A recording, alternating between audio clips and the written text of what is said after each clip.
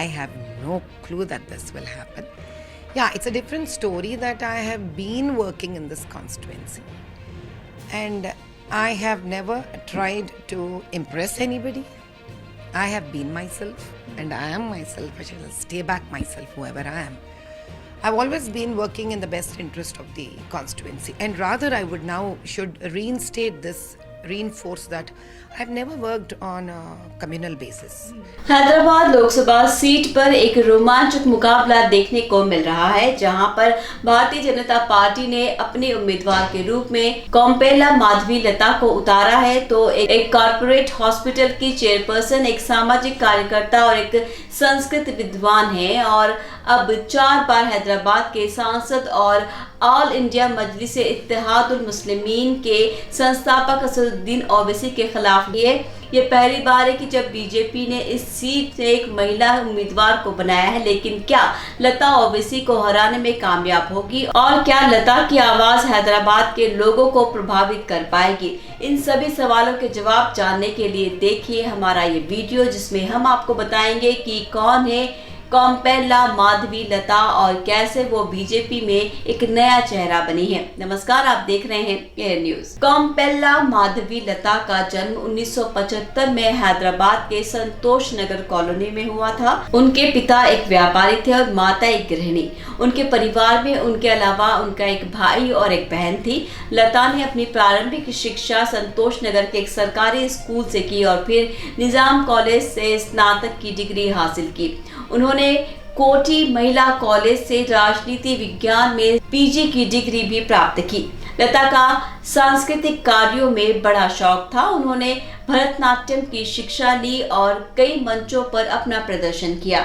उन्होंने संस्कृत भाषा का भी गहन अध्ययन किया और कई श्लोकों और भजनों को याद किया। उन्होंने अपने इंटरव्यूज में कई बार संस्कृति में बोलते हुए भी दिखाया गया है कि वो सनातन धर्म और पारंपरिक मूल्यों की गहरी समझ रखती हैं। उन्होंने प्रधानमंत्री नरेंद्र मोदी की कर्मयोगी की भावना की भी प्रशंसा की और कहा कि वो उनके नेतृत्व में देश की सेवा करना चाहती हैं। आपको बता दें कि लता का विवाह V94 हॉस्पिटल के संस्थापक और मैकेनिकल इंजीनियर के साथ हुआ। उनके ससुराल भी हैदराबाद के पुराने शहर में है। उनके पति ने IIT मद्रास से अपनी पढ़ाई की और उनकी सास एक आर्मी अधिकारी की बेटी थी और उनके 3 बच्चे हैं, 2 बेटियां और एक बेटा। उनके सबसे बड़ी बेटी भी IIT मद्रास में B.Tech कर रही है, जहां उनका बेटा भी पढ़ रहा है। उनकी सबसे छोटी बेटी 11वीं कक्षा में है। लता ने अपने तीनों बच्चों का घर पर ही पढ़ाया है। लता ने अपने राजनीतिक सफर की शुरुआत साल 2023 में की थी, जब उन्होंने बीजेपी में शामिल होने का स्वीकार किया था और उन्होंने कहा था कि वो बीजेपी की विचारधारा और उसके कार्यकर्ताओं की लगन से प्रभावित है। उन्होंने कहा कि वो बीजेपी के माध्यम से हैदराबाद के विकास और समृद्धि के लिए काम करना चाहती हैं। लता को हैदराबाद लोकसभा सीट से उम्मीदवार बनाने का फैसला बीजेपी की एक बड़ी रणनीति का हिस्सा था। बीजेपी ने तेलंगाना में अपनी पकड़ मजबूत करने के लिए अपने कदम तेज किए हैं। बीजेपी ने हाल ही में तेलंगाना विधानसभा चुनाव में 8 सीटें जीती थी और कई सीटों पर दूसरे स्थान पर रही थी। बीजेपी का कहना है कि वो तेलंगाना राष्ट्र समिति TRS और AIMIM के बीच की गठबंधन को तोड़ने के लिए काम कर रहे हैं। वहीं लता के खिलाफ लड़ रहे AIMIM के असदुद्दीन ओवैसी हैदराबाद के 4 बार के सांसद हैं। उन्होंने साल 2019 में इस सीट से 2,82,000 वोटों के अंतर से जीत हासिल की थी। ओवैसी का हैदराबाद के पुराने शहर में पूरा कब्जा है और AIMIM का इसे किला माना जाता है, जहां उनकी पार्टी का बहुमत है। ओवैसी ने अपने भाषण में बीजेपी को बार बार निशाना बनाया है और उन्होंने कहा है कि वो तेलंगाना के लोगों की आवाज है। लता ने ओवैसी को चुनौती देते हुए कहा कि वो हैदराबाद के सभी लोगों के लिए काम करना चाहती है, चाहे वो हिंदू हो या मुस्लिम। उन्होंने कहा कि वो ओवैसी के विभाजनकारी राजनीति के खिलाफ लड़ रही है, जो हैदराबाद को पिछड़ा हुआ रखती है। उन्होंने कहा कि वो हैदराबाद को एक विश्व स्तरीय शहर बनाने के लिए विकास और शिक्षा के मुद्दे पर ध्यान देगी।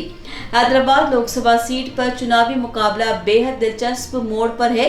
भाजपा ने कोम्पेला माधवी लता को उम्मीदवार बनाकर एक नई रणनीति अपनाई है, जिनका सामना ओवैसी से हो रहा है। लता की विविध पृष्ठभूमि और उनकी राजनीति यात्रा ने इस चुनाव को और भी रोमांचक बना दिया है। उनकी जीत या हार का फैसला तो जनता के हाथ में है, लेकिन उनकी उम्मीदवारों ने निश्चित रूप से चुनावी बहस में एक नई जान फूंक दी है। इस चुनावी संग्राम में लता और ओवैसी दोनों ही अपने अपने विजन और विचारों के साथ मैदान में हैं। लता का उद्देश्य हैदराबाद को एक विश्व स्तरीय शहर बनाना है, जबकि ओवैसी अपने विभाजनकारी राजनीति के खिलाफ लड़ने का दावा करते हैं। दोनों ही उम्मीदवारों की रणनीतियां और वादे उनके चुनावी प्रचार का मुख्य हिस्सा है। अंत में ये जनता की पसंद होगी जो तय करेगी कि हैदराबाद की आवाज कौन बनेगा। चुनावी नतीजे आने तक इस रोमांचक चुनावी दौड़ पर सभी की नजरें टिकी रहेंगी। नमस्कार, आप देख रहे थे एयर न्यूज।